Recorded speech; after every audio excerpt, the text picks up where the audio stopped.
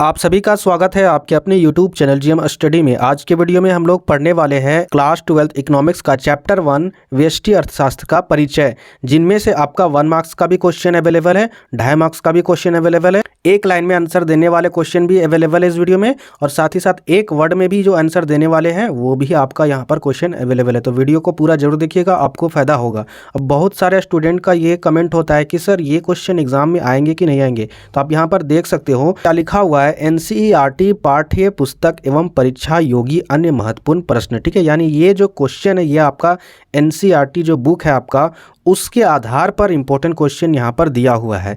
तो क्वेश्चन आने की जो संभावना है वो 100% बहुत ज़्यादा बढ़ जाती है। तो इसीलिए आप लोग इस वीडियो को स्किप नहीं कीजिएगा।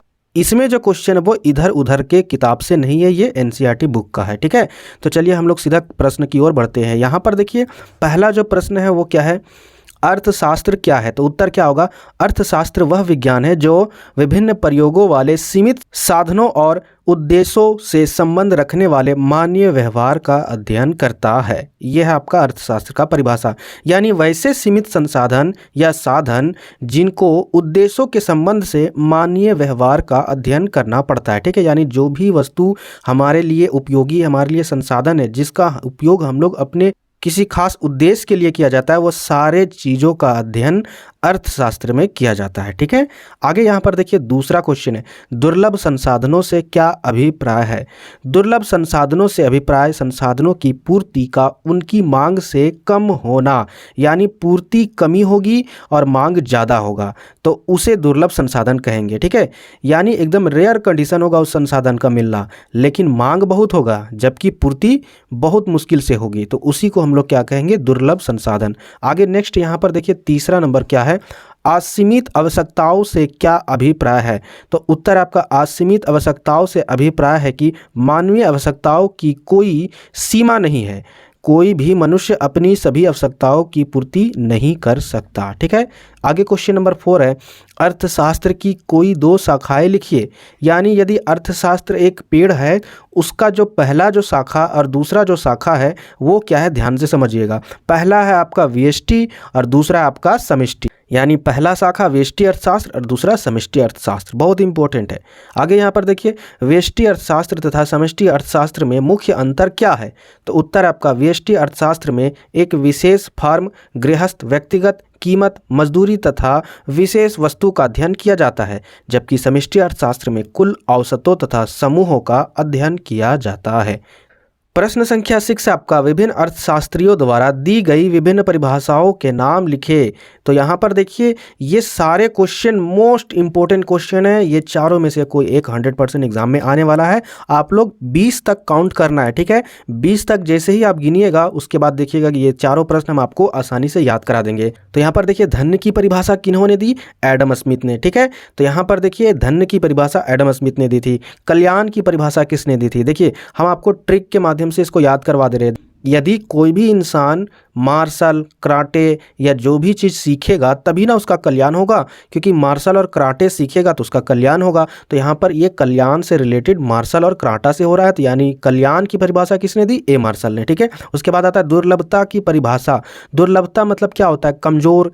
तो जो इंसान कमजोर होता है, एकदम वीकनेस होता है, तो उसका क्या लग जाता है, एल लग जाता है। ठीक है, एल आप लोग एक गाली वाला वर्ड है, लेकिन यदि कोई किसी गाली से यदि आपका आंसर आ रहा है तो फिर आप आंसर से मतलब रखो। ठीक है, गाली से मत मतलब रखो, यानी कोई इंसान यदि कमजोर है तो उसका एल लग जाता है। तो यहाँ पर एल रॉबिन्सन है। ठीक है, यानी दुर्लभता की परिभाषा किसने दी, एल रॉबिन्सन ने। विकास की परिभाषा किसने दी, पॉल ए सैमुअल्सन ने। यानी यदि आप लोग के गार्जियन आपको पालेंगे तभी आपका विकास होगा, नहीं पालेंगे तो विकास नहीं होगा। समझ में आया, यानी बचपन में आपको पालेंगे तो आपका विकास होगा। इससे याद हो रहा है कि विकास की जो परिभाषा है वो पॉल ए सैमुअल्सन ने दिया था। आप 20 भी नहीं गिन पाए होंगे और हमने आपको ये ट्रिक के माध्यम से याद करा दिया होगा। ठीक है, तो ऐसे ही हम आपको वीडियो प्रोवाइड नहीं कराते। ठीक है, तो जो भी नए व्यूअर है चैनल को सब्सक्राइब जरूर कीजिएगा। आगे हम लोग नेक्स्ट क्वेश्चन 7 की ओर बढ़ते हैं। व्यष्टि अर्थशास्त्र क्या है। उत्तर आपका, इसे व्यक्ति अर्थशास्त्र भी कहते हैं। यह अर्थशास्त्र वह भाग है जिसमें व्यक्तिगत आर्थिक इकाइयों के व्यवहारों का अध्ययन किया जाता है।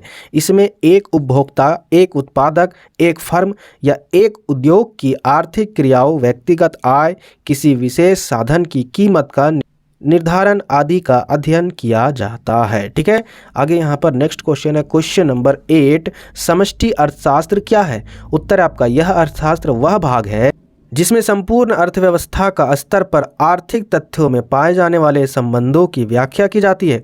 इसमें संपूर्ण अर्थव्यवस्था में संबंधित विभिन्न योगों और औसतों का अध्ययन किया जाता है। इसमें राष्ट्रीय आय, रोजगार, सामान्य कीमत स्तर आदि का अध्ययन किया जाता है। तो आगे यहाँ पर क्वेश्चन नंबर 9 क्या है? यहाँ पर देखिए, आर्थिक समस्या क्या है?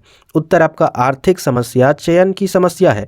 यह उन संसाधनों की दुर्लभता के कारण उत्पन्न होती है जिनके वैकल्पिक प्रयोग हैं। क्वेश्चन नंबर 10 है, आर्थिक समस्या के उत्पन्न होने के मुख्य कारण कौन से हैं? यानी जो आर्थिक समस्या उत्पन्न होती है उसका कौन कौन सा कारण है?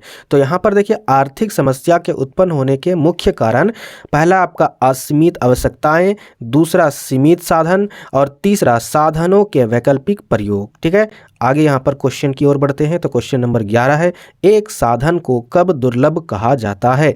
तो यहाँ पर क्वेश्चन का आंसर है, एक साधन को दुर्लभ कहा जाता है जब उसकी मांग उसकी पूर्ति से अधिक होती है। यानी मांग ज़्यादा हो गया और पूर्ति कम हो गया तो उस साधन को दुर्लभ यानी रेयर कंडीशन वाले साधन कहेंगे। आगे क्वेश्चन है, क्या कोई ऐसी अर्थव्यवस्था हो सकती है जिसे केंद्रीय समस्याओं का सामना ना करना पड़ता हो? तो यहाँ पर उत्तर क्या है? नहीं, जी नहीं, ऐसा कोई भी अर्थव्यवस्था नहीं है जिसको केंद्रीय समस्याओं से सामना ना करना पड़े, क्योंकि जब सब अर्थव्यवस्थाओं में साधन दुर्लभ होते हैं, एकदम रेयर कंडीशन में, जितने भी अर्थव्यवस्था का प्रकार है उस सारे प्रकारों में जो साधन है वो बहुत रेयर कंडीशन में होते हैं। आगे यहाँ पर क्वेश्चन नंबर 13 है, आर्थिक साधनों की एक विशेषता लिखे। तो उत्तर आपका, आर्थिक साधन दुर्लभ होते हैं।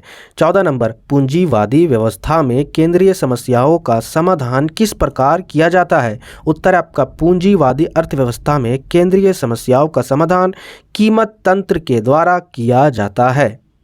क्वेश्चन नंबर 15 है, क्या उत्पादन किए जाएं की समस्या बताइए? उत्तर आपका, क्या उत्पादन किए जाए की समस्या से अभिप्राय यह निर्णय करना है कि सीमित साधनों की सहायता से किन वस्तुओं को कितनी मात्रा में उत्पन्न किया जाए ताकि मनुष्यों की आवश्यकताओं को संतुष्ट किया जा सके। ठीक है, आज के वीडियो में टोटल हम लोग 15 क्वेश्चन किए हैं और ये सारे क्वेश्चन आपके एग्जाम के लिए बहुत ही इंपॉर्टेंट है। तो इस क्वेश्चन को आप लोग वीडियो से देख कर नोटबुक में आप लोग नोट्स बनाते जाइएगा, आपको बहुत फायदा पहुंचने वाला है। साथ ही आगे और भी क्वेश्चन है, वो सारे क्वेश्चन इस चैनल के माध्यम से हम आपको प्रोवाइड भविष्य में कराने वाले हैं। तो प्लीज़ इस चैनल को सब्सक्राइब कर लीजिए ताकि वो सारे क्वेश्चन का वीडियो आपको जरूर मिलेगा। आज के वीडियो में यहीं तक, तब तक के लिए जय हिंद, जय झारखंड।